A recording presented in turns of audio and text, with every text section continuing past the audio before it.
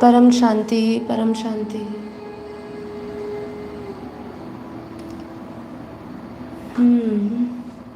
आज फिर देर हो गई जी। परम शांति। बेहद की गुड मॉर्निंग, बेहद की परम शांति। सभी दिव्य आत्माओं का, बेहद की आत्माओं का परम परम स्वागत है परम शांति मोटिवेशन एंड मेडिटेशन चैनल में।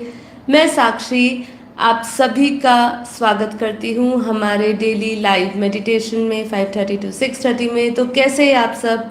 आशा करती हूँ आप सब अच्छे होंगे, बेहद के आनंद में होंगे, बेहद की खुशी में होंगे और बेहद की परम शांति में होंगे। तो चलिए शुरू करते हैं आज का हमारा एपिसोड नंबर 542। तो आ जाइए, और लाइव शुरू हो चुका है। और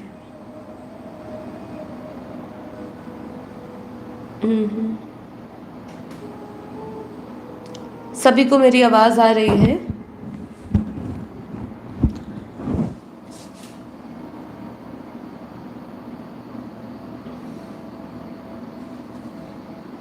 जी।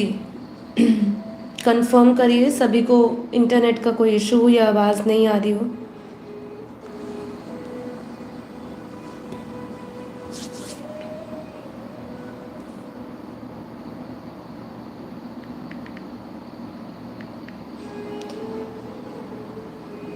जी सब ठीक है। ओके चलिए, गुड। चलिए आज हम शुरू करेंगे हमारा एपिसोड। और जैसे कि आपने कल का टाइटल देखा होगा कि हमने मृत्यु के बाद आत्मा कहाँ जाती है, हमने उसके ऊपर कल आर्टिकल लिया था। और उसी को आगे लेते हुए आज हम बात करेंगे कि मरने वाले की जो क्या क्या गति हो सकती है, उसी आर्टिकल को समझेंगे। और समझेंगे कि क्या क्या गति आत्मा की हो सकती है। हमें पता है अंतमते सो गति का नियम है, पर इसको थोड़ा सा और विस्तार में समझेंगे। डबल वॉइस आ रही है। ओके।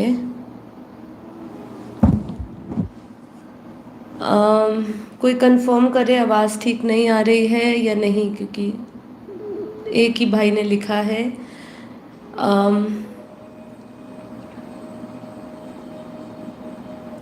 डबल वॉइस आ रही है आप सभी को? Voice is clear? भाई वोटिंग करनी पड़ेगी यहाँ पे, तो कन्फ्यूजन हो जाती है। ठीक आ रही है? ओके। जिनको ठीक नहीं आ रही वो अपना प्लीज़ अपना ईयरफोन या जिस भी माइक से वो सुन रहे हैं वो चेक कर लीजिए। यहाँ पे तो सभी कह रहे हैं ठीक आ रही है, तो हम आगे बढ़ते हैं। अब टाइम नहीं वेस्ट करेंगे। आशा करती हूँ सब ठीक ही है और ऊपर वाला ठीक ही चला रहा होगा। तो चलिए अभी हम बढ़ेंगे अपने एपिसोड को।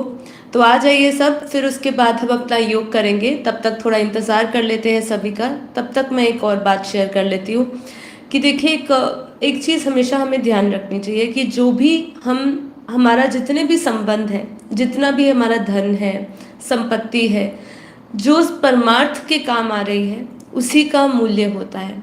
इससे जुड़ी एक बहुत सुंदर सी कहानी मैं आपसे बात शेयर करना चाहूँगी कि एक फ़कीर था। और एक फ़कीर था, वो फ़कीर का नियम था कि वो जिसके घर भी उसी के घर जाकर भोजन करता था जो धर्म वाला था, जो अपने हक की कमाई खाता था। तो वो ऐसे ही किसी गांव में गया और उसने एक राह चलते हुए व्यक्ति से पूछा कि ऐसा कोई गांव में ऐसा कोई व्यक्ति है जो अपनी हक की कमाई खाता हो, जो धर्मात्मा हो। तो उसने कहा हाँ, उसका नाम उसने अमुक चंद बोला।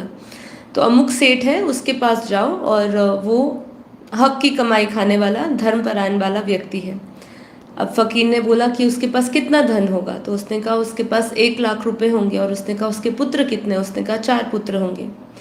तो वे फ़कीर ये बात सुन के आगे निकला उसके घर की ओर। तो वो सेठ के पास पहुंचता और सेठ से हाथ जोड़ के विनती करता है। फ़कीर बोलता है कि मुझे आप भोजन कराइए। तो वो जो व्यक्ति है, सेठ जो है, वो बहुत ही खुश होता है, अमुक सेठ, और बोलता है कि आइए, आपका स्वागत है, आइए और खाना खाइए, भोजन करिए। तो उसने बोला ठीक है, भोजन करने से पहले मैं तुमसे कुछ प्रश्न पूछना चाहूँगा। तो फ़कीर बोलता है, सेठ बोलता है हाँ बिल्कुल पूछिए।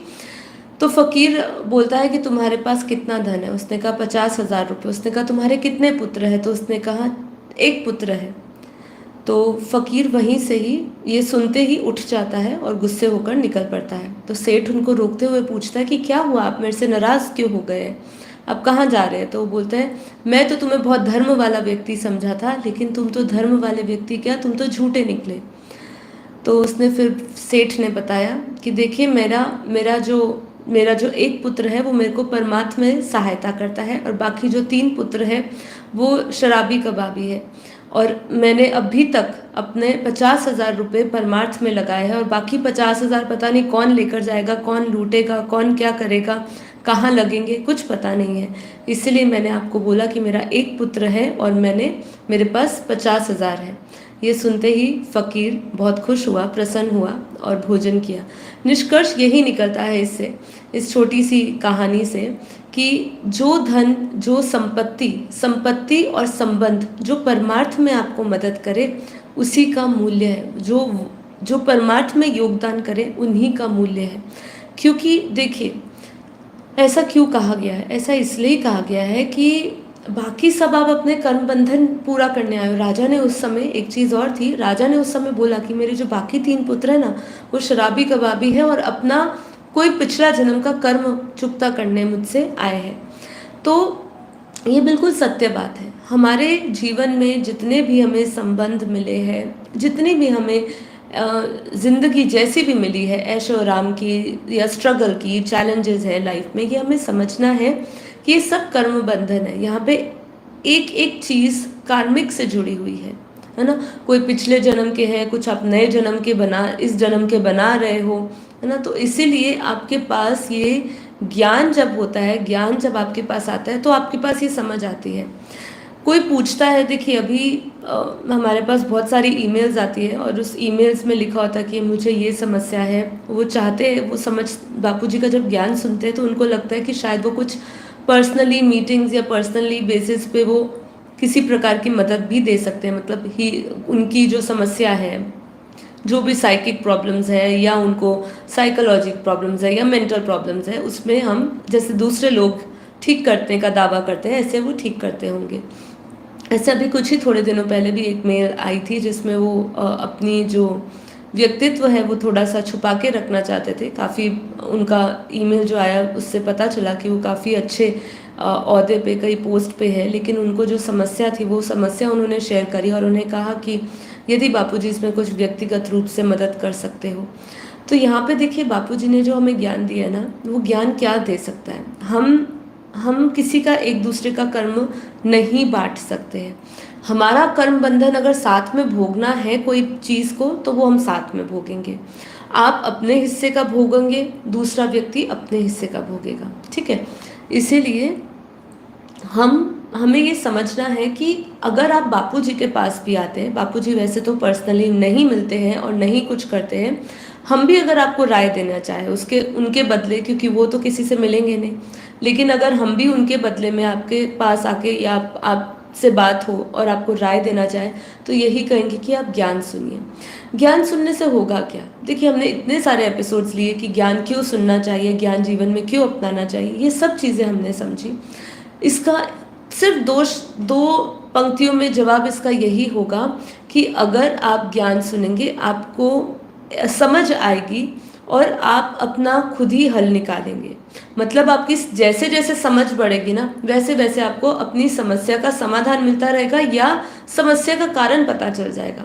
और जब आपको समस्या का कारण पता चल जाएगा आपकी खुद की समझ के अनुसार, तो आप अपने जीवन में शिकायत भी नहीं करेंगे। ऐसा नहीं है कि आपके कर्म आ रहे हैं क्योंकि आप ज्ञान नहीं सुन रहे और हमारे कर्म नहीं आ रहे क्योंकि हम ज्ञान सुन रहे हैं। ऐसा कुछ भी नहीं होता है। हम भी ज्ञान सुन के हमारे भी सामने कर्म आते हैं, क्योंकि जो हमने किया है वो तो आना ही है, चाहे आप सच्चे ज्ञान से जुड़े हो, चाहे आप सच्ची भक्ति से जुड़े हो, आएगा तो सही हो। बस ये है कि आपके अंदर इतनी समझ आ जाती है कि वो चीज़ को झेलना, वो चीज़ को अपने ऊपर लेना, वो आपको कितना लेना है, वो आपके ऊपर प्रभाव कर सकता है, आपके मन बुद्धि पर कितना उसका असर होगा, ये सब चीज़ें आप टटोल सकते हो और आप अपने जीवन में उसके अनुसार ही उतना ही कष्ट भोगोगे जितना आप अलाउ करोगे। अगर आपके सामने कष्ट आ रहा है और आप अलाउ ही नहीं कर रहे हो उसको अपने मन मस्तिष्क पर कोई असर लेने का, तो आपको नहीं उसकी कोई प्रॉब्लम होगी, है ना। प्रॉब्लम यहाँ आती है कि जब हम प्रॉब्लम को अपने मन मस्तिष्क पर असर होने देना देते हैं और फिर उसका प्रभाव मन मस्तिष्क से धीरे धीरे शरीर पर भी आता है। पर यदि हम उसको नहीं ऐसा करने दें तो वो कमज़ोर पड़ जाती है, मतलब आपकी परिस्थिति कमज़ोर पड़ जाती है। इसीलिए उसी के साथ एक बहुत सुंदर एक और बात शेयर करती हूँ, फिर हम अपना योग करने बैठेंगे। एक बहुत सुंदर सी बात है, सुनिएगा ध्यान से। हम सभी को पता है कि मिश्री मीठी होती है। आप मुंह में मिश्री डालकर चाहे घूमे, चाहे बैठ जाए, चाहे लेटे, पर जब तक मुंह में मिश्री है तब तक आपका मुंह मीठा रहेगा, ठीक है। इसी प्रकार सुमिरन है।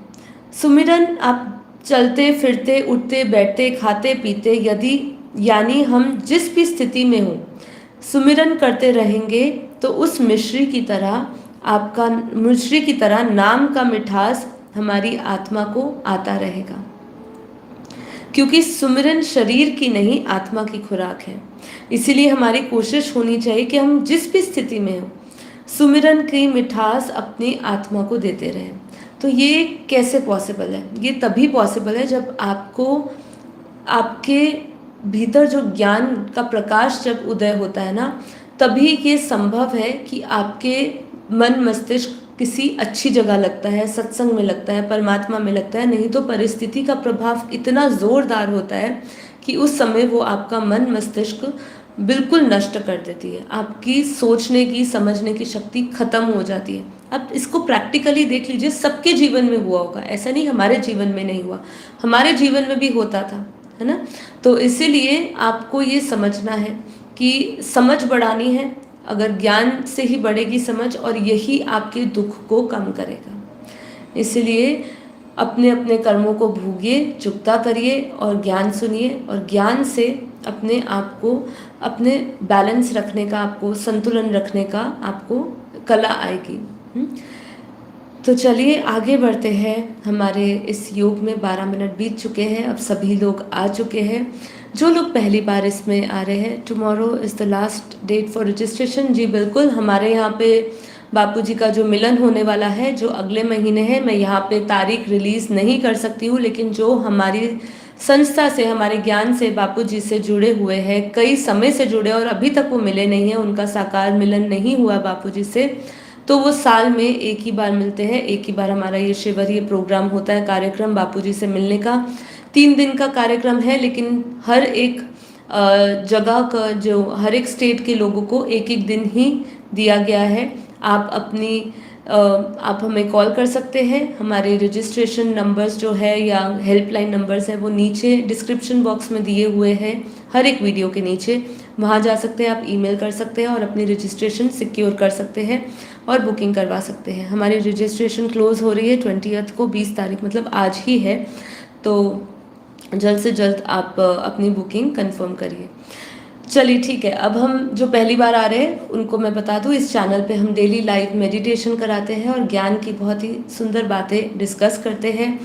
जन्म मरण से संबंधित, ब्रह्मांडों से संबंधित, सृष्टि के निर्माण से संबंधित, हमारे जितने भी उपनिषद है, ज्ञान की बातें उससे भी हम लेते हैं और अपनी सीख, अपना नॉलेज और बढ़ाते हैं। संस्कार परिवर्तन, स्व परिवर्तन से विश्व परिवर्तन के हम कार्य में लगे हुए हैं। हम सभी का यही एक संकल्प है कि हम शांति से, परम शांति के दिव्य संकल्पों को इस दुनिया में फैलाएं और इस पूरे परम शांति के संकल्पों से महापरिवर्तन करें। ये जो समय चल रहा है वो परिवर्तन का समय है, ठीक है। अब ये परिवर्तन किस तरीके से होगा ये सभी आत्माओं पर निर्भर है, उनके विचारों पर, उनकी ज्ञान पर निर्भर है। तो जितना लोग हमारे साथ जुड़ेंगे और इस अभियान से, आत्म जागृति अभियान से जुड़ेंगे, स्व परिवर्तन से विश्व परिवर्तन के इस मुहिम से जुड़ेंगे, जहाँ पे हमें कुछ नहीं चाहिए, केवल आपके संकल्प, और आप इस ज्ञान को सुनिए और अपना कल्याण करिए, लोगों का कल्याण करिए। शुभ वाइब्रेशंस धरती पर दीजिए, जिसकी धरती को सख्त ज़रूरत है। धरती पर जो भी माहौल, वायुमंडल हम देख रहे हैं, उसको अगर बदलना है तो हमें परम शांति के संकल्प फैलाने ही होंगे, आत्मस्वरूप का अनुभव करना ही होगा। इसी से हम आने वाला समय बदल सकते हैं और समय को नज़दीक ला सकते हैं। तो चलिए आंखें बंद करके एकदम रिलैक्स हो जाइए और परम शांति के संकल्पों से जुड़िए। मन बुद्धि को एकदम शांत करिए। गहरी लंबी श्वासें भरें, धीरे धीरे श्वासें लीजिए और धीरे धीरे श्वासों को छोड़ते जाइए। शुरुआत में आप अपना ध्यान श्वासों पर भी लगा सकते हैं।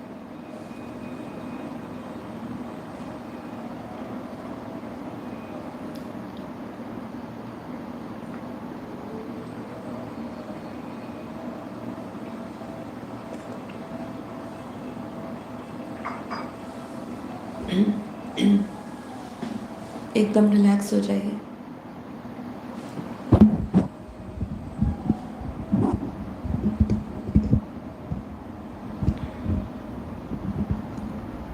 मन को शांत करिए। हमने दो बहुत सुंदर बातें अभी हमने समझी एक कहानी के रूप में, कि हमारे सभी संबंध संपर्क वही काम के हैं जो परमात्मा के कार्य में योगदान देता है। इसलिए हमें ये समझना है कि हमें जो भी प्राप्त है, जो भी हमें इस धरती पर मिला है, वो संपूर्ण कर्म बंधन है, कर्मों के फल स्वरूप हमें मिला है। इसमें फंसना नहीं है, किसी के मोह के बंधन में फंसना नहीं है, किसी भी आसक्ति आकर्षण में फंसना नहीं है। इसका ज्ञान होना अवश्य है। यदि इसका ज्ञान नहीं हुआ और हम इस मार्ग पर नहीं चले तो हमारा मोक्ष संभव नहीं है, आपकी मुक्ति, जीवन मुक्ति संभव नहीं है। इसलिए यदि आपका अंतिम लक्ष्य यही है कि ये मेरा अंतिम जन्म बने, मैं जन्म और मृत्यु के इस चक्र से छूट जाऊं, तो अपने भीतर ज्ञान के प्रकाश को जगाना बहुत ज़रूरी है। दूसरा, हमने समझा कि हम जब सुमिरन करते हैं परमात्मा का, चलते फिरते उठते बैठते, उसकी उपमा देते हुए समझाया कि कैसे हम जिस प्रकार मिश्री अपने मुंह में रखते हैं उसकी मिठास तब तक रहती है, चाहे हम उस समय कोई भी कार्य कर रहे हो, चलते फिरते उठते बैठते, उसी प्रकार हमारे मुख में सुमिरन की मिठास बनी रहनी चाहिए। इसलिए अपने मन बुद्धि को ये संसार से हटा के परमात्मा में लगाएं।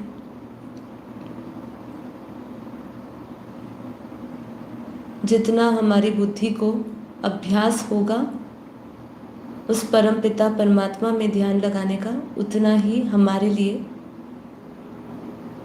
अच्छा होगा, कल्याणकारी होगा। अंतिम समय हो या अभी वाला जो समय चल रहा है, हमेशा हमारी जो आत्मा की गति है, जो हम चाहते हैं उसी के अनुसार हमारी गति होती है। तो अपने मन बुद्धि को ट्रेन करिए कि वो हर समय चलते फिरते उठते बैठते परमात्मा में स्थिर रहे, मन को बुद्धि को परमात्मा में स्थिर रखे।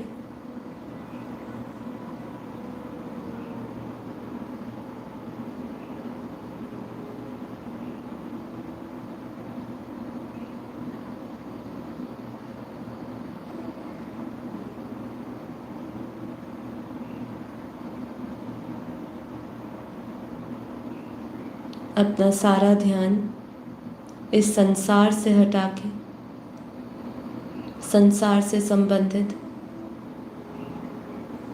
हर एक उस पदार्थ, वस्तु और संबंध से हटा के अपने भीतर ले आइए।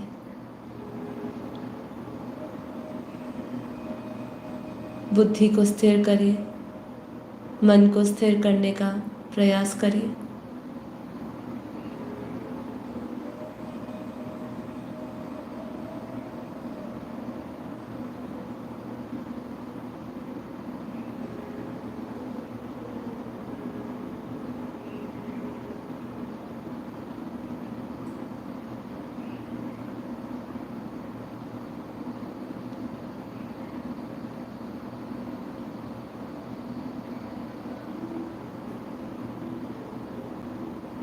बाहर माया का जंजाल है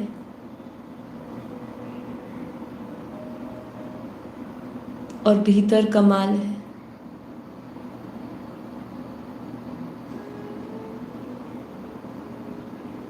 जो इन आंखों से दिख रहा है वो नाशवान है,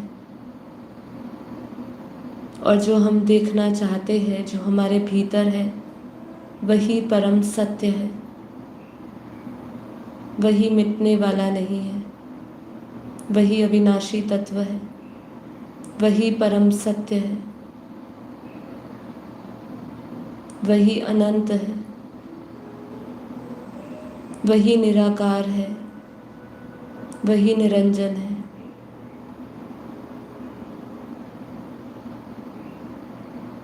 वही निर्गुण है। तो अपने भीतर देखें, जिज्ञासा बढ़ाते हुए कि मेरा ये शरीर मन बुद्धि कैसे चल रहा है, इसको चलाने वाली शक्ति कौन है।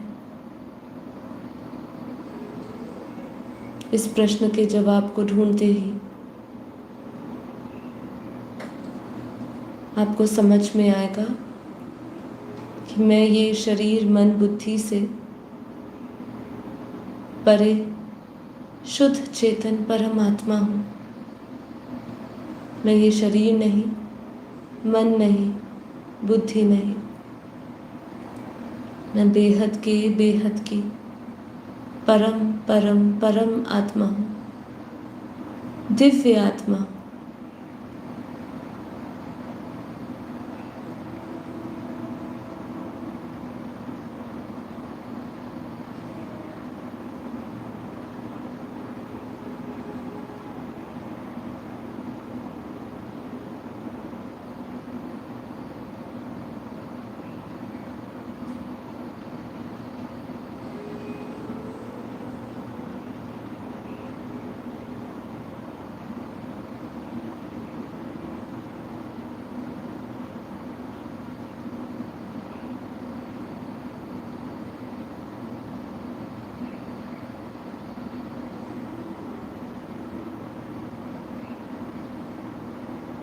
अपने मन को हल्का बनाएं।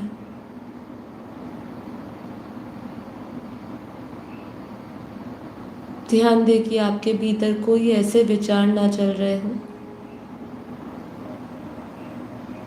जिसमें काम, क्रोध, लोभ, मोह, अहंकार हो, जिसमें किसी की निंदा हो, जिसमें किसी के प्रति ईर्ष्या हो, लोभ हो। ऐसे सभी विचारों से अपने आप को मुक्त करें और अपने मन को एकदम हल्का करें। किसी भी प्रकार का बोझ नहीं, केवल परम शांति ही परम शांति, आनंद ही आनंद। आप जैसे जैसे ये विचारों को रिलीज करते जाएंगे, वैसे वैसे आपको आत्म संतुष्टि होती जाएगी।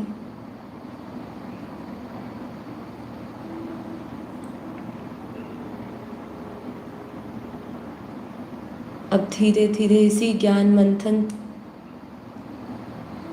से हम आत्म स्वरूप में टिकेंगे।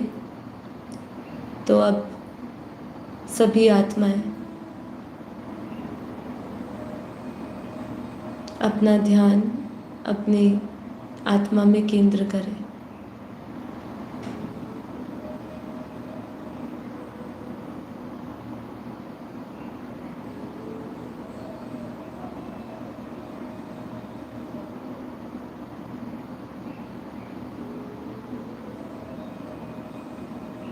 अपना ध्यान अपने भ्रुकुटी के मध्य में,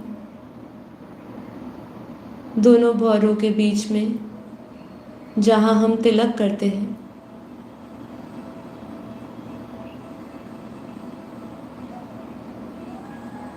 वहाँ लेकर आए।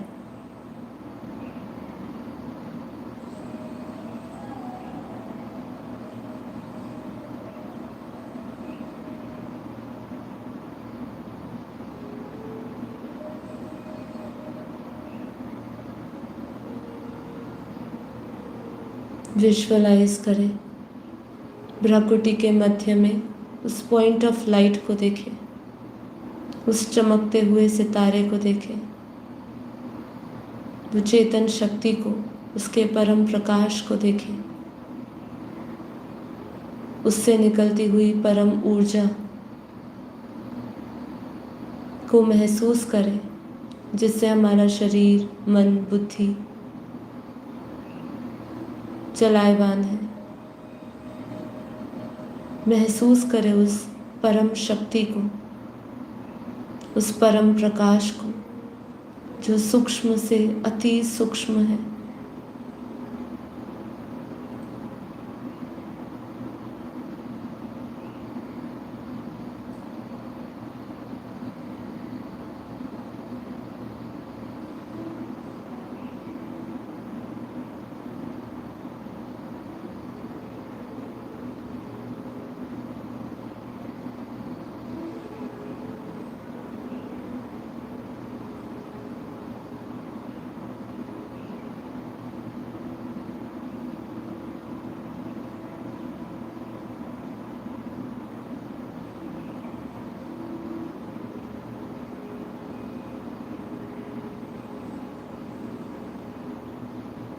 अपने सभी इंद्रियों को, मन को, बुद्धि को आत्मा में स्थिर कर दें।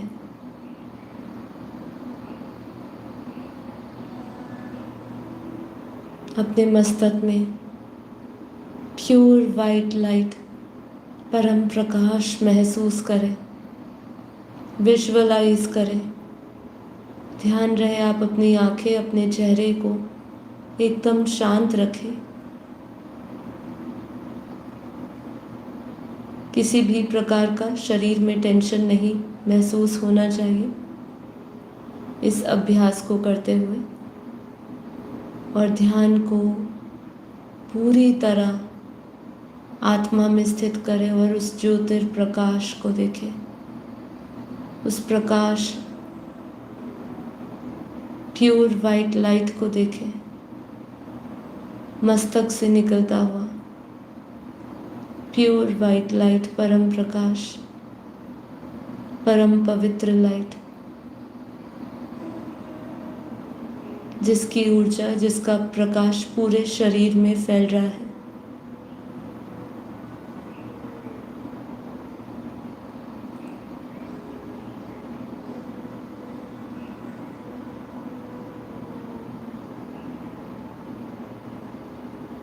मैं आत्मा, बेहद के बेहद की आत्मा, अरबों खरबों सूर्यों के समान परम परम परम प्रकाशित हूँ।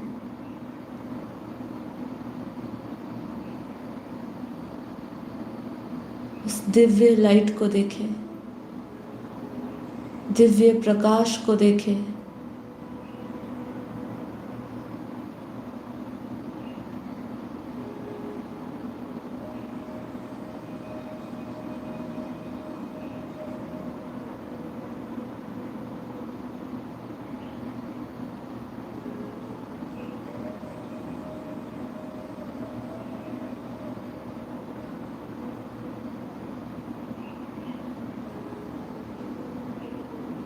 महसूस करें अपने पूरे शरीर में,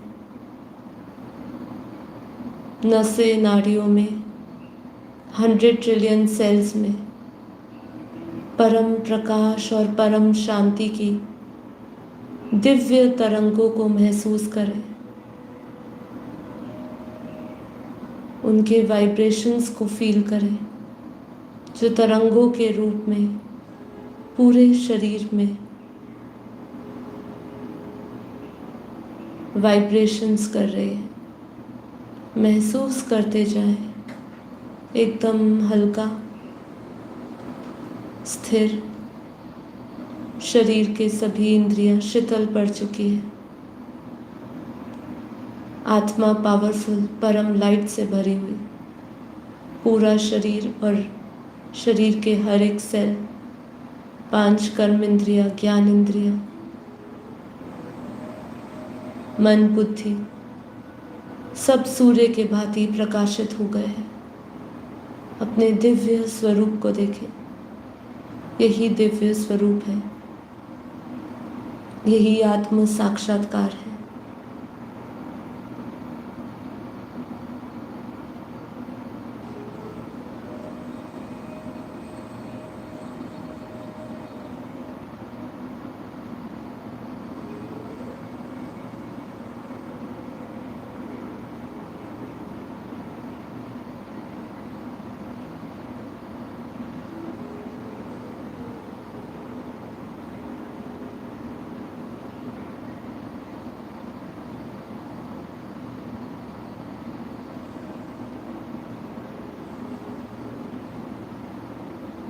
अपनी हर एक स्थिति में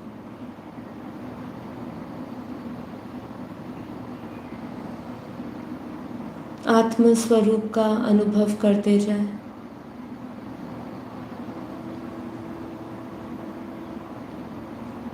वृत्ति, दृष्टि बदलता जा रहा है।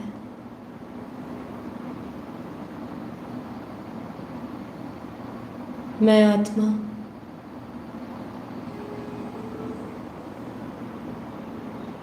मास्टर सर्वशक्तिमान,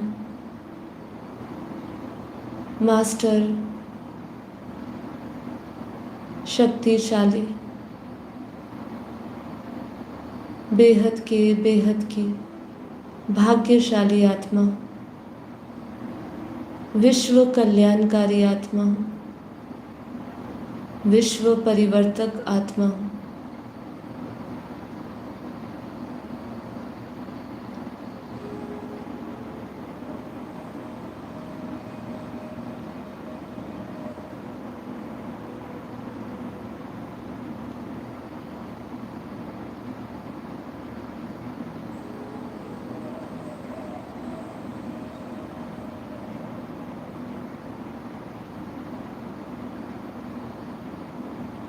विजुअलाइज करें और महसूस करें कि आत्मा से निकलता हुआ सूर्य के भांति जो प्रकाश है, परम लाइट है, वो परम लाइट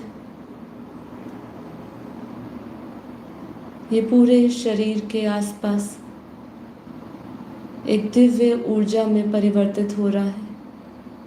मेरे शरीर के चारों ओर एक परम प्रकाश का दिव्य घेरा है, परम शांति का दिव्य घेरा है। मेरे चारों ओर परम शांति के दिव्य वाइब्रेशंस फैले हुए हैं।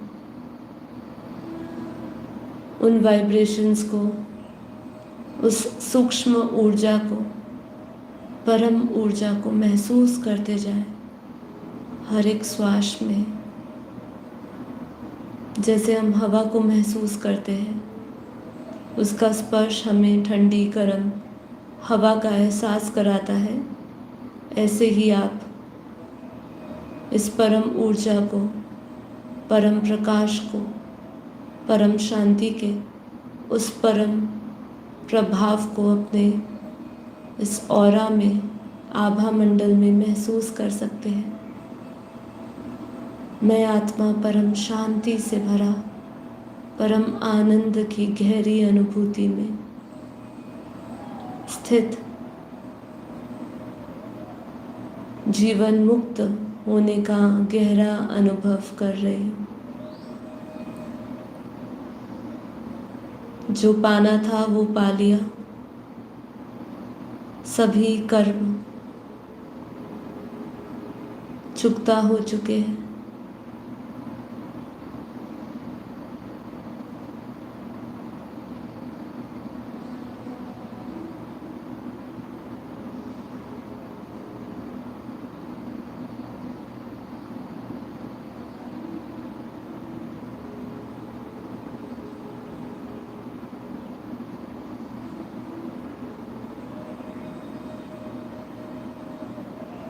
सारा ध्यान अपना उस परम पिता परमात्मा में लगाए।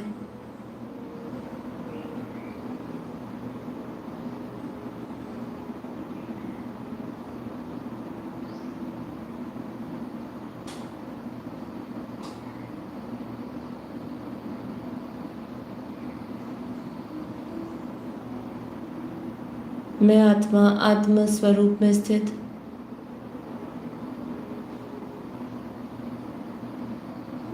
देह और देह के सर्व संबंध भूलते हुए आत्मा से, मन से, बुद्धि से अपने बेहद के परम पिता परमात्मा, अपने बेहद के बाप से, बेहद के दादाजी को समर्पित होती हूँ। संपूर्ण समर्पण मन से, बुद्धि से, आत्मा से। एक बाप दूसरा ना कोई।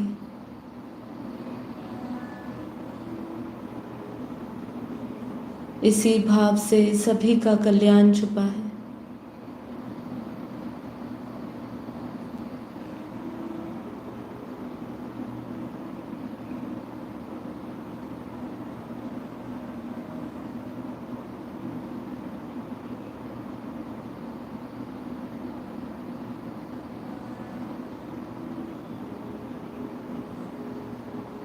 अपनी बुद्धि को बेहद के, बेहद की कला के परम धाम, अविनाशी परम लोक में ले जाए।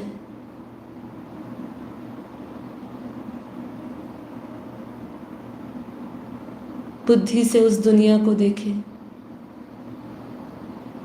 जिस दुनिया में जाना है,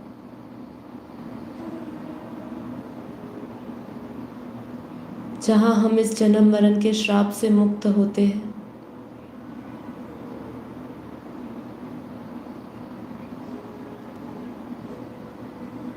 जो रूहानी दुनिया है, आवाज से परे की दुनिया, जो परम शुद्ध, परम प्रकाशित दुनिया है।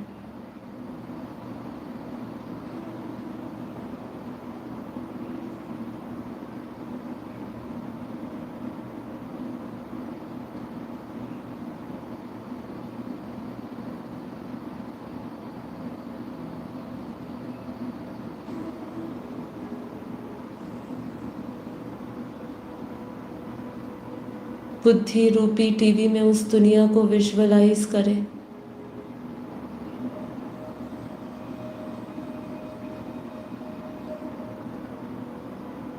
वो अविनाशी अमर लोक को विजुअलाइज करें, उस परम धाम को विजुअलाइज करें जहां आत्मा की समस्त शक्तियां मूल स्थान है, जहां आत्मा का मूल शक्तियां पड़ी हुई है।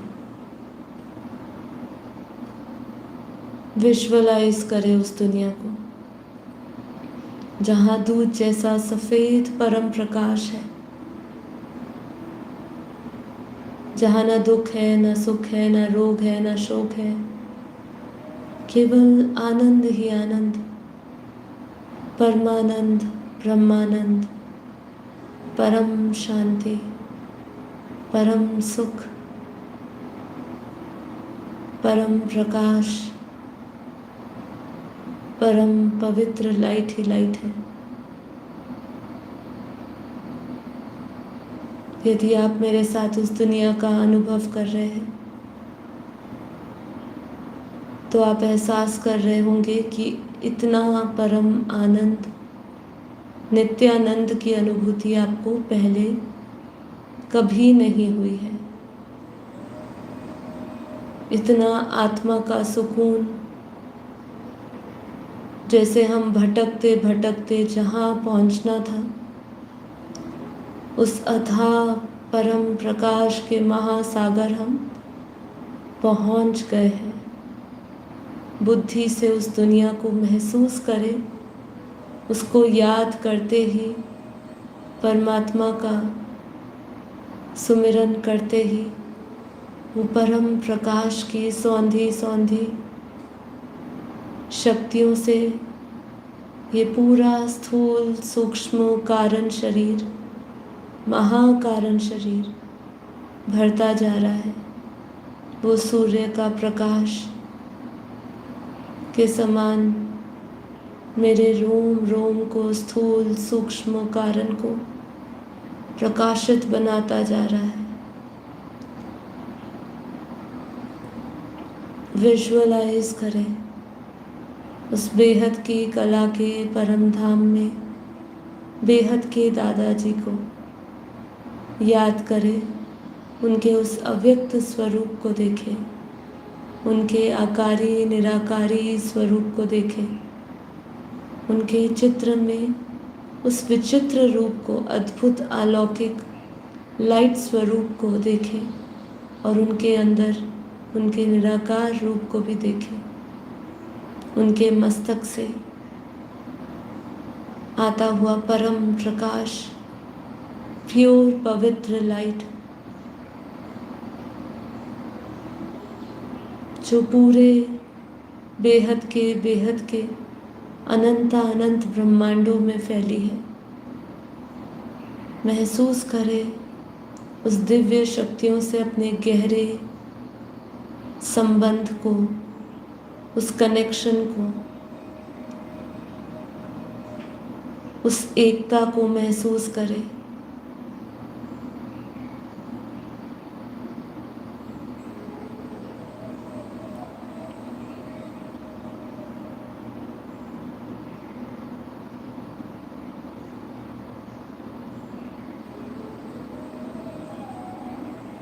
लाइट ही लाइट है, प्रकाश ही प्रकाश, परम प्रकाश।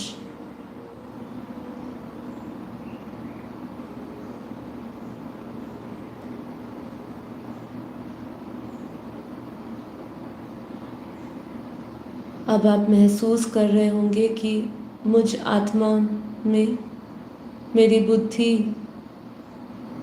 में मैं उस पूरी दुनिया को, बेहद के पूरे विश्व को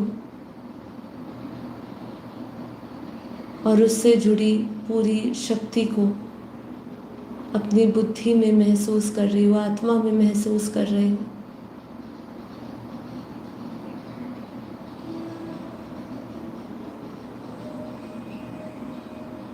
मेरी इस समय की जो वाइब्रेशंस है, फ्रीक्वेंसी है, वो उस बेहद के अनंत अनंत ब्रह्मांडों से मिल रही है।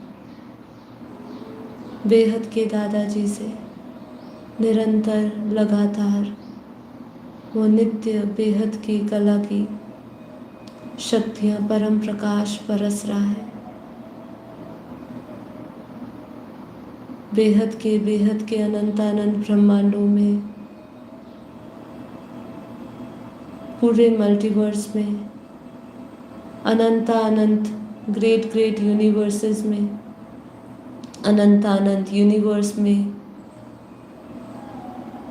अनंत अनंत महाब्रह्मांडों में अर्थात गैलेक्सी में, और ऐसे अनंत अनंत ब्रह्मांडों में उस परमार्थ शक्ति को फैला हुआ महसूस करें।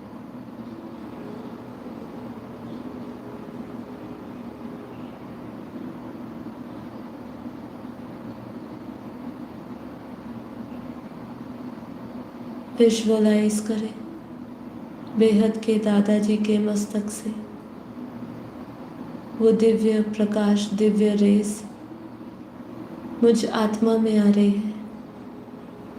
वो पावर को महसूस करें, परमात्मा शक्ति को अपने भीतर आता हुआ, प्रवेश होता हुआ महसूस करें।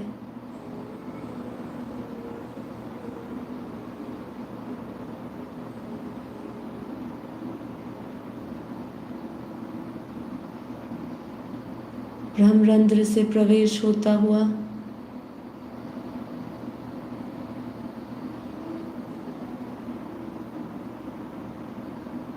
सहस्त्र चक्र में, आज्ञा चक्र में उस परम प्रकाश को महसूस करें। अपने पूरे मस्तक को, अपने पूरे चेहरे को प्रकाश से भरा हुआ देखें। प्योर वाइट लाइट और चेहरे पे एक दिव्य ऊर्जा, परम शांति के उस परम प्रभाव को अपने पूरे मुख पे आँखों में, कानों में,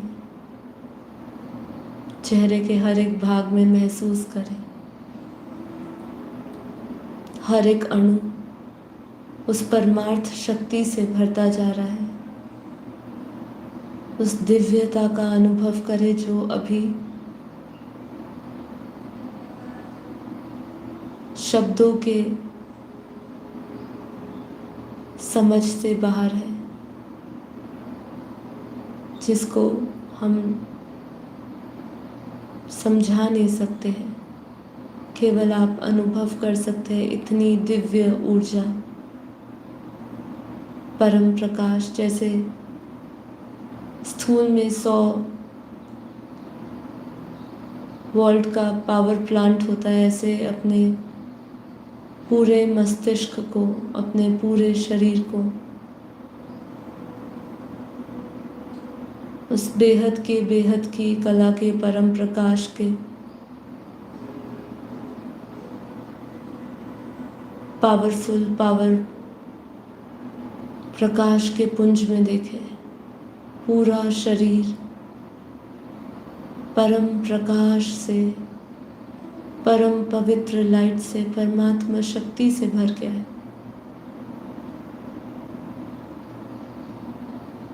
अपने भीतर सूक्ष्म शरीर और विजुअलाइज करें कारण शरीर को एक सिल्वर पतली सी लाइन,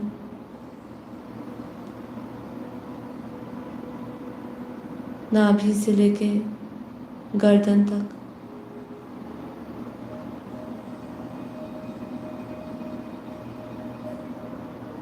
परम परम परम प्रकाश से भर गया है।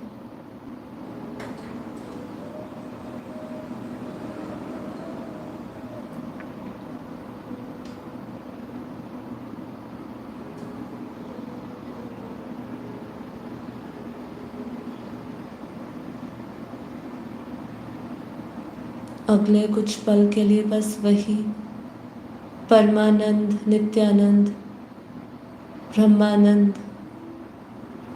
स्थिति का अनुभव करते हुए, बुद्धि को स्थिर रखते हुए परमात्मा शक्ति को महसूस करते जाएं, पावरफुल महसूस करते जाएं।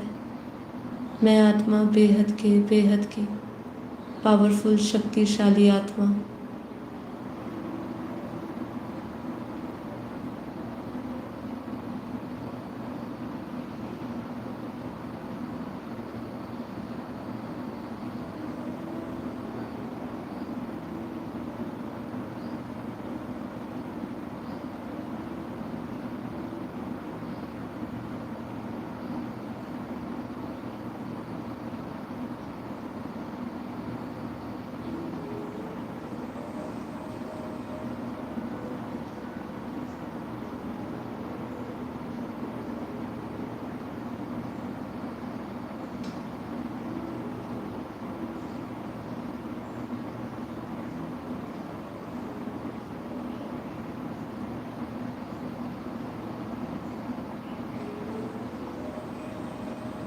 परम शांति, परम शांति। एक बार गहरी धीमी श्वासें भरें और श्वासों को छोड़ते जाएं। परम शांति का गहरा अनुभव, परम आनंद, परम सुख का अनुभव महसूस करते जाएं। इस योग से जो हमें दिव्य अनुभूति हुई है, ये सभी दिव्य अनुभूति को अपने स्मृति में रखें और बार बार अपने प्रत्येक नित्य कर्म करते समय अभ्यास में लाएं कि इन स्मृतियों को के साथ हम जागृत रहें, हमेशा उस पावरफुल एनर्जी से, परम तत्व, परम प्रकाश से जुड़े रहें, परमात्मा की याद से, संग से जुड़े रहें, उनकी पावर से जुड़े रहें।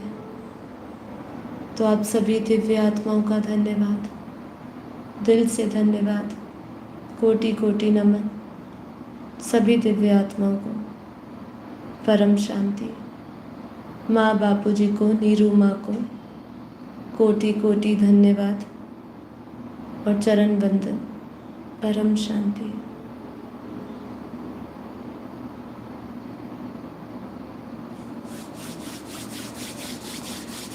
दोनों हथेलियों को घिसे, हथेलियों को आंखों पे रखें, हथेलियों के भीतर अपनी आंखें खोलें और हथेलियों को नीचे ले आए। आप सभी का ढेर सारा धन्यवाद। तो देखिए, हम जब ध्यान योग करते हैं तो उसका प्रभाव, उसका असर हमारे मन मस्तिष्क, क्योंकि हम उस ऑरा से, उस पावरफुल एनर्जी से भर जाते हैं।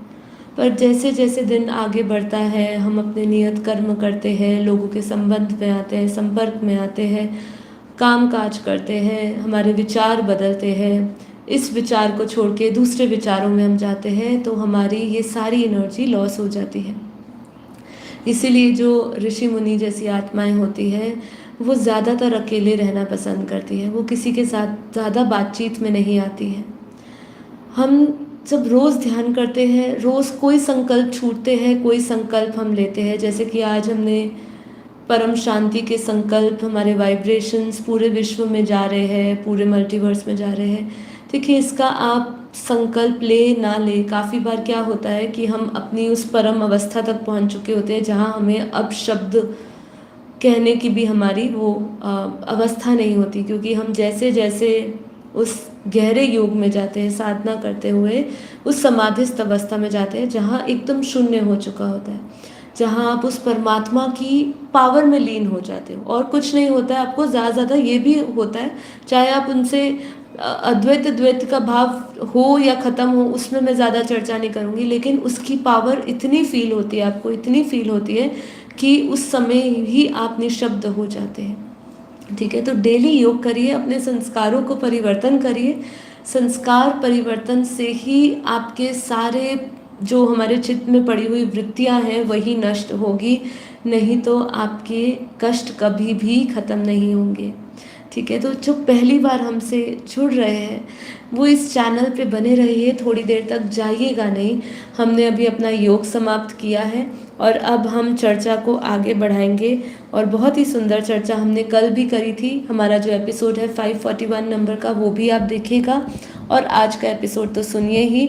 और जो पहली बार आ रहे हैं उन सभी को मैं कहना चाहूँगी कि आप हमारे साथ इस आत्म जागृति अभियान में जुड़िए, स्वयं को पहचानिए और अपनी आत्मा का कल्याण करिए।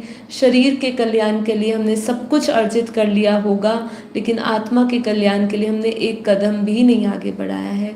तो आप सभी से निवेदन है, इसके बारे में गौर से समझिए, मतलब अपने अंदर ही प्रश्न उठाइए और फिर इस मार्ग को चुनिए। तो हम इस चैनल पे डेली योग कराते हैं और ज्ञान की चर्चा होती है। तो चलिए आगे हम अब बढ़ेंगे जहाँ पे हमने कल छोड़ा था। मरने वाले अथवा शरीर त्यागने वाले जीवों की क्या क्या गति हो सकती है, इस पर विचार किया जाए। सबसे उत्तम गति यह है कि शरीर छोड़ के जीव कहीं ना जाकर सीधा ही पर ब्रह्म में लीन हो जाए। अब ये बताइए, ये कितना संभव है कि ऐसी उत्तम गति किस किस की होती होगी कि जो शरीर को छोड़ के वो जीव सीधा कहीं ना जाए और उस पर ब्रह्म परमेश्वर में, चाहे पर ब्रह्म परमेश्वर बोलो, चाहे जिसको भी आप मानते हो, जिस भी इष्ट की पूजा करते हो, जो भी आपके लिए भगवान है, उसके लोक में जाने का भी आपका वो उत्तम संकल्प क्या होता है अंत में, उसी पर ही हमारी गति निर्भर होती है। आत्मा की गति उसी पर निर्भर है कि अगर हमारे अंत समय में उस परमात्मा को छोड़, ये शरीर को छोड़ के उस परमात्मा पर ब्रह्म परमेश्वर याद रहे और उसमें हम लीन हो जाएं। ऐसे जीव को कहीं नहीं जाना पड़ता है, वह वही सर्वव्यापक में समा जाता है और उनके प्राण का उत्क्रमण नहीं होता है। कुछ बहुत ही ज्यादा पाप करने वाले भी जीव होते हैं, ऐसे जीव भी धरती छोड़कर कभी नहीं जाते हैं। यहीं पर तिनका, पेड़, लता, कीट, पतंग, कीड़ा, पक्षी, पशु बन जाते हैं। इसको तृतीय मार्ग कहा गया है। छांदोग्य उपनिषद में इसको समझाया गया है। बहुत से पापी लोग धंधुकारी की तरह प्रेत बनकर धरती पर घूमते हैं। तो गति कैसे बताई? पहली तो उत्तम गति बता दी, क्यों कहीं नहीं जाकर सीधा पर ब्रह्म में लीन हो जाता है। दूसरी गति ये बता दी कि वो जीव क्या करता है, यदि उसने बहुत पाप कर्म करे हो तो उसकी गति क्या रहती है, वो धंधुकारी जैसा, जैसे धंधुकारी था ना, हमने उसकी कहानी सुनी होगी आपने धंधुकारी की। तो उसको भी 7 दिन में उसको भी मोक्ष मिला था, लेकिन उसके बाद उसको जब भगवत उसने ज्ञान लिया था तब जाके शायद उसको मोक्ष मिला था, लेकिन तब तक वो प्रेत योनि में भटका था। तो प्रेत योनि में भटकना पड़ता है। जो भी आत्माएं जिसका ये संकल्प नहीं होता है, जो परमात्मा से नहीं जुड़ा होता है, जिसने कोई अच्छे कर्म नहीं करे होते हैं, जैसे हमने उस दिन भी कल भी समझा कि वो पितृलोक जाता है, स्वर्ग लोक जाता है ना, उसकी गति अलग अलग होती है, स्वर्ग लोक, पितृलोक, नर्क लोक होती है।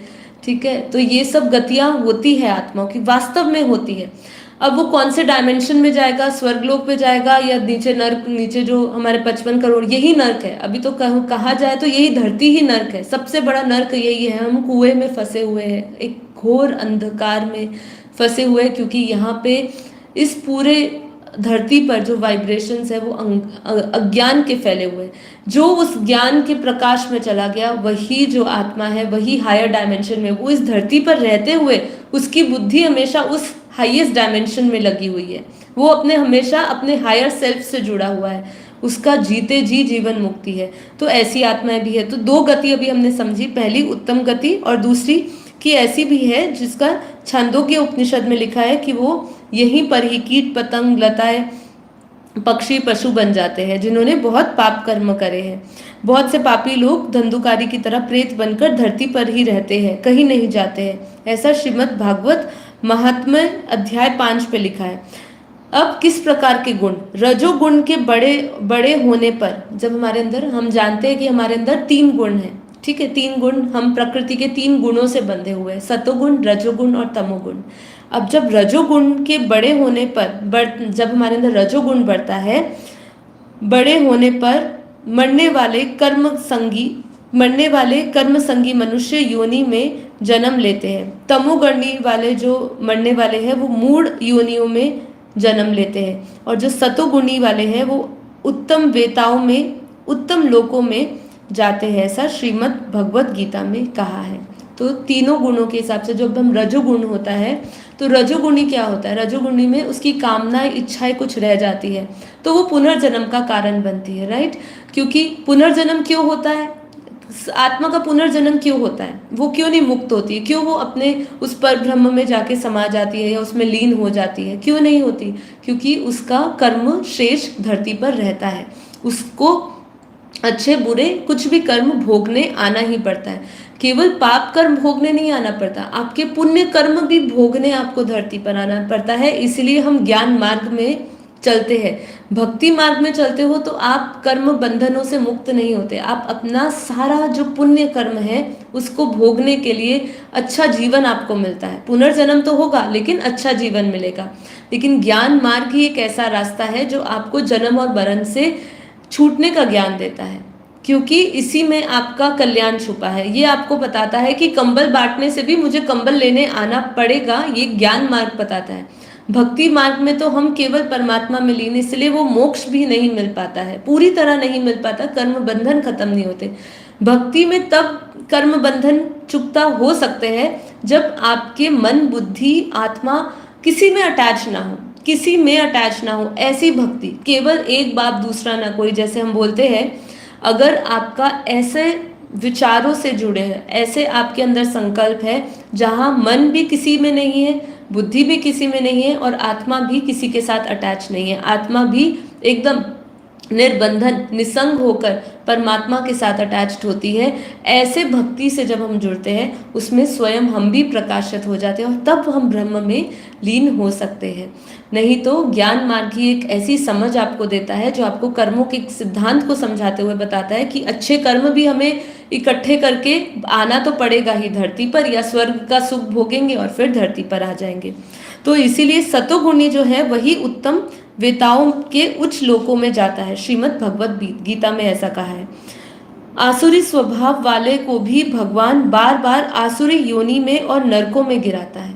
ठीक है, अब इसमें भी कैटेगरी है। जैसे हमने श्रेष्ठ लोकों की बात करी थी कि धरती से ऊपर स्वर्ग लोक है, महरलोक है, जनलोक है, तपलोक है, सत्यलोक है, ब्रह्मापुरी है, वैकुंठ धाम है अर्थात विष्णुपुरी है, शिवपुरी है और फिर परम धाम है इस ब्रह्मांड का। ऐसे ही नीचे भी अतल सुतल वितल ये सारे रसातल, तलातल, पाताल, ऐसे 7 नर्क भी है और ऐसे 55 करोड़ नर्क भी है। अब ये जब आप कोई भी आसुरी संस्कार आपके होते हैं और आपकी चेष्टा नहीं होती, मतलब आप बेहतर नहीं बन पाते हो और आपके संस्कार और आपकी वृत्तियां और बिगड़ती रहती है और आसुरी बनती रहती है, तो धीरे धीरे आप और नीचे की गति में जाते हो और नीचे आप लोकों में चले जाते हो और जैसे जैसे आप नीचे जाते जाएंगे वैसे वैसे आप और जड़ और पत्थर समान होते जाएंगे। आपकी योनियां भी धीरे धीरे आप और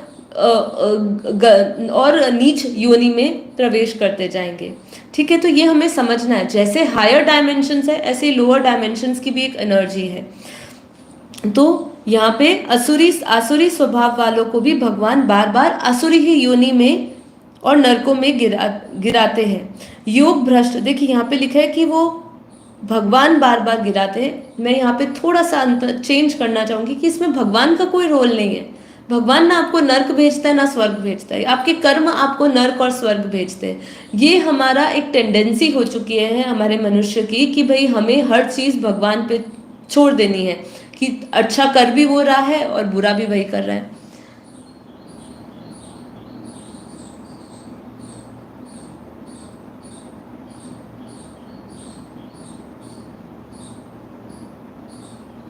देखिए यहाँ पे जब हम ये बात करते हैं क्रिश्चियनों की या मुसलमानों की या सनातन धर्म की, इन सब में सब भगवान एक है और फिर हम ये सब अलग अलग बातें क्यों करते हैं, कि सबसे पहले तो आप समझिए कि ये सब तो धर्म की बात है। हमारा जो धर्म है वो आदि सनातन देवी देवता धर्म है, जो सभी धर्मों से नात जातियों से परे है। ये सब तो बहुत बाद की समय की बात है, जब धरती की सृष्टि की उत्पत्ति हुई थी, जब उसकी क्रिएशन हुई थी, तब ऐसा कुछ नहीं था, ये सब धर्म नहीं थे। और भगवान एक नहीं, सभी के भगवान, ये यही हमें समझना है। यहाँ पे जब हम डायमेंशंस का ज्ञान लेते हैं ना, लोकों का ज्ञान लेते हैं, तो हर एक लोक की दुनिया अलग है। अब हम जब क्रिश्चियन की बात करते हैं तो इनके अलग डायमेंशंस तक इनकी पहुंच है। जब हम ऊपर ब्रह्मांडों की बात करते हैं, शिव की बात करते हैं, महाशिव की बात करते हैं, परम महाशिव की बात करते हैं, तो इनकी भी डायमेंशंस और इनके भी लोक अलग अलग है। ये केवल ब्रह्मांड, महाब्रह्मांड, परम महाब्रह्मांड से भी हम ऊपर की बातें कर रहे हैं यहाँ पे। तो आपको समझना है सबसे पहले तो कि ये जो धर्म आई ये तो बाद की बात आई, इससे पहले आदि देवी देवता, आदि सनातन देवी देवता धर्म था। उस समय परम पुरुष बनाए गए थे। कोई क्रिश्चियन, मुसलमान, कोई धर्म नहीं था, सिर्फ एक ही धर्म था आत्माओं का। जब सभी आत्माओं का कोई धर्म नहीं होता है। यहाँ पे आके हम जब जन्म लेते हैं, हमारा जब कर्म बंधन बनता है, हम किसी के कर्म में आते हैं और काफी चीजें हमारी पहले से भी निश्चित होती है। जो प्रारब्ध है हमारा, वो काफी बार हमारा ये डेस्टिनी हमारी डिसाइड होकर आती है कि हमें यहाँ जन्म लेना है और इनके साथ एक पर्पस के साथ हर एक आत्मा को भेजा गया। देखिए ये हमें क्या क्या चीजें समझनी होगी, ये पूरे जन्म मृत्यु के खेल को समझना है, मृत्यु के बाद के जीवन को समझना है। तो आपको क्या क्या समझना होगा, आपको कार्मिक समझने होंगे, आपको सोल कॉन्ट्रैक्ट समझना होगा कि हर एक आत्मा एक अपने पर्पस को लेकर आई है धरती पर, उसको पूरा करने के लिए लेकर आई है। और यदि वो पर्पस पूरा नहीं होता तो उसको वापस, जब वो सूक्ष्म में जाती है तो आत्माएं उसको फिर से प्रेरणा देती है धरती पर आने के लिए और अपना कार्य पूरा करने के लिए। ठीक है, देखिए जो भी अभय सिंह जी जो आप मैसेज कर रहे हैं, तो इस चैनल को सब्सक्राइब कर लीजिए। आपके जो प्रश्न है ना, मैं आपसे रिक्वेस्ट करूंगी, क्योंकि हमारा अभी जो चल रहा है टॉपिक, मैं उसके बीच में नहीं पढ़ पाऊंगी, तो आपसे मैं निवेदन करती हूँ कि आपके जितने भी प्रश्न है ना, इस वीडियो के समाप्त होने पर आप कमेंट बॉक्स में डाल दीजिएगा, मैं उसको अवश्य पढ़ लूंगी। या फिर आप sakshi@paramshanti.org पर डालिए, साक्षी SAKSHI @paramshanti.org पे। आपके सारे सवालों के जवाब हम लाइव सेशन में ज़रूर लेंगे, Q&A सेशन में। ठीक है, तो आप ज़रूर दीजिएगा। मैं यहाँ पे थोड़ा सा कंटिन्यू करूँगी, क्योंकि उनके कुछ नॉन वेज रिलेटेड भी कुछ क्वेश्चंस थे, वो सब हम बाद में चर्चा करेंगे। आपको ये चैनल को सब्सक्राइब करना होगा। ठीक है, हमारा यहाँ डेली लाइव मेडिटेशन होता है 5:30 से 6:30। ऑलमोस्ट आज का सेशन हमारा ख़त्म होने को है, इसीलिए मैं आपके सभी प्रश्नों को नहीं ले पा रही हूँ। अभी मैं भी 1-2 और लाइंस पढ़ के इस एपिसोड को यहाँ ख़त्म करूँगी। ठीक है, आगे क्या कह रहे हैं कि योग भ्रष्ट भी अन्य लोकों में न जाकर सीधे ही जीवन मुक्तों और ज्ञानवान योगियों के घर पैदा हो जाते हैं। ये बहुत ही दुर्लभ जन्म है। कुछ जीव यज्ञ, दान, तप आदि सकाम कर्म करने वाले पितृयान में पितृलोक, स्वर्ग आदि लोगों को भी जाते हैं और पुण्य समाप्त होने पर फिर से धरती पर वो जन्म लेते हैं, ऐसा छांदोग्य उपनिषद में लिखा गया है। पुनः मनुष्य शरीर ही मिले ऐसा अनिवार्य नहीं है। योग भ्रष्ट भी उच्च लोकों से लौटने के पश्चात श्रीमानों के घरों में जन्म लेते हैं। कुछ ऐसे भी जीव हैं जिन्होंने ज्ञान से, योग से, निष्काम कर्म से भगवान की आराधना की है और ऐसे लोग देवयान में से एक के बाद एक क्रम अनुसार ऊंचे ऊंचे लोग में जाते हैं जहां बड़े बड़े भोग होते हैं। फिर ब्रह्मा जी के लोक में जाते हैं और जब ब्रह्मा जी का समय समाप्त होता है तो ब्रह्मा जी के साथ ही पर ब्रह्म में समा जाते हैं। इस पर विस्तार में ब्रह्मा जी के प्रसंग में बताया गया है। ऋग्वेद में, छांदोग्य उपनिषद में इसका जिक्र है। ये चीज़ों के बारे में बताया गया है कि कैसे आत्मा जब अच्छे कर्म में लगती है, ज्ञान योग में लगती है, निष्काम कर्म में लगती है, तो वो ऊपर के ऊंचे से ऊंचे लोकों में जाती है। वहाँ पे भी बड़े से बड़ा भोग लेती है, अच्छा आनंद मिलता है उसको, आत्मा का आनंद मिलता है और धीरे धीरे फिर वो ब्रह्मा जी के ब्रह्मलोक में भी जाती है।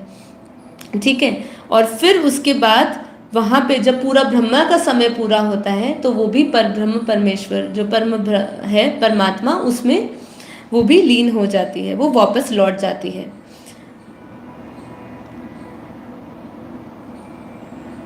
तपस्या करने वाले तपस्वी पहले ऋषियों के लोक में जाते हैं और उसके पश्चात भगवान के धाम जाते हैं। तो यहाँ पे भी डायरेक्ट सीढ़ी आपको परमात्मा के पास नहीं लेकर जाती। जो ऋषि मुनि है वो भी महर लोक में जाते हैं, ऐसे तप लोक में जाते हैं, तो हायर डायमेंशन में धीरे धीरे जाते हैं। अब ये हायर डायमेंशन में धीरे धीरे जाते हैं तो एक साथ क्यों नहीं जाते? क्योंकि हमारे आत्मा के ऊपर ना अनंत जन्मों की कट लगी है। हमारा अब हम मूड बुद्धि से अगर हमें अब उस अवस्था तक पहुंचना है तो उस अवस्था पे जब हम धीरे धीरे योग करते हैं, ज्ञान सुनते हैं, निष्काम भाव लाते हैं, परमात्मा से जुड़ते हैं, उनके सत्संगों से जुड़ते हैं, धीरे धीरे आपका चित्त मन शुद्ध होता है। और जैसे जैसे चित्त और मन शुद्ध होता है धीरे धीरे आपके अंदर परम प्रकाश, परम शक्तियाँ पैदा होती है। मतलब वो आपके अंदर ही है लेकिन वो साफ होती जाती है, आपके सभी कर्म नष्ट होते जाते हैं और धीरे धीरे आप शुद्ध पवित्र बनते जाते हैं और धीरे धीरे ऊपर के लोकों में आपकी गति होने लगती है। तो इसीलिए जो ऋषि लोग भी है वो भी अपने तप बल से महर लोग जाते हैं और फिर वहाँ पे फिर से तपस्या और तपस्या करते हैं। वहाँ पे भी सूक्ष्म आत्माएं उनको आगे निर्देश देती है, उनको डायरेक्शंस देती है और फिर वो तपलोक तक जाते हैं। उनकी जब वो तपलोक तक जाने के लिए, उस डायमेंशन में जाने के लिए उस शरीर को भी वो प्राप्त कर लेते हैं। फिर तपलोक से धीरे धीरे ब्रह्मलोक, ब्रह्मापुरी जाएंगे और फिर उसके बाद वो उनकी जब भी समय पूरा होता है ब्रह्मांड का तो साथ साथ उनका भी समय पूरा हो जाता है धरती पर। ठीक है, तो ये था कुछ आत्माओं की गति किस प्रकार से होती है। वो नीच लोकों में भी जाती है। वो पुनर्जन्म, जब हमें पता है कि मनुष्य जन्म हमें बहुत ही मुश्किल से प्राप्त हुआ है, फिर भी हम कुछ उसके लिए करते नहीं हैं। और फिर क्या होता है जब पुनर्जन्म होता है तो 84 लाख योनियों में भटकना पड़ता है उसको। इसीलिए अपने जीवन का सदुपयोग करिए, श्रेष्ठ कर्मों में लगाइए, निष्काम भाव को समझिए, कैसे हम साक्षी भाव में आ सकते हैं, कैसे हम आत्मदृष्टि ला सकते हैं। आत्मज्ञान से ही आपको आत्मदृष्टि आएगी।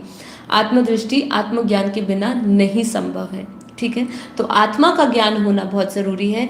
फिर आपको धीरे धीरे ब्रह्म ज्ञान होगा। आत्मा का ज्ञान होने के बाद आपको इस पूरे ब्रह्मांड सृष्टि के निर्माता, इसका निर्माण कैसे हुआ, निर्माता कैसे, कौन है इसका, कौन बनाता है, कौन चलाता है, सब ज्ञान होगा। और फिर ब्रह्म ज्ञान जब आपको हो जाएगा फिर आपको पर ब्रह्म ज्ञान भी होगा। तो ये सब स्टेजेस है, ज्ञान की भी स्टेजेस है। ठीक है, तो आज के लिए इतना ही। आत्मा की एज होती है, बिल्कुल आत्मा की एज होती है। जैसे इस ब्रह्मांड की आयु होती है, जैसे कल प्रलय होता है, कल प्रलय होता है, महाकल प्रलय होता है, तो ये पूरा ब्रह्मांड वाइंड अप हो जाता है, हमारे 14 लोग भी खत्म हो जाते हैं, हमारे देवताओं की भी उम्र होती है, तो मनुष्य की क्या बात करते हैं। आत्माओं की भी एज होती है। आत्मा अगर जो देखिए जो इस ब्रह्मांड के समय बनी है, अब जब ये ब्रह्मांड का जो मालिक है शिव, जब वो वाइंड अप करेगा तो आत्माओं को भी अपने अंदर ले लेगा, जो भी उसमें से रोम रोम जो उसमें से निकला है वो रोम रोम समा लेगा, तो उसकी भी एज होती है। देखिए मैं अभी आपसे वापस रिक्वेस्ट करती हूँ, हमारा बेहद का परम ज्ञान का 10 दिन का कोर्स है। हमारी संस्था क्या ज्ञान देती है, इसके लिए एक प्लेलिस्ट बनाया गया है, 10 दिन का बेहद का ज्ञान। उसकी जो जर्नी शुरू होगी आपकी वो वीडियो से, जिसमें आप हु एम आई, आप जानेंगे कि मैं कौन हूँ, मेरी आत्मा का जो पूरा अस्तित्व है वो आप समझेंगे। उसकी एज होती है नहीं होती है ये भी आपको सवाल उसमें मिल जाएगा, सवाल का जवाब।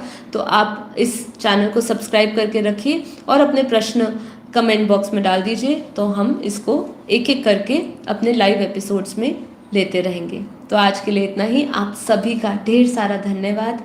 इसी तरीके से प्यार और सपोर्ट देते रहिएगा, हम आगे बढ़ते जाएंगे। आत्म जागृति अभियान से जुड़िए। तो अब कल मिलेंगे 5:30 बजे, तब तक के लिए सभी को परम शांति। सभी का दिन शुभ रहे, प्रकाश से भरा रहे, परम शांति से भरा रहे, सभी का कल्याण हो। धन्यवाद। परम शांति।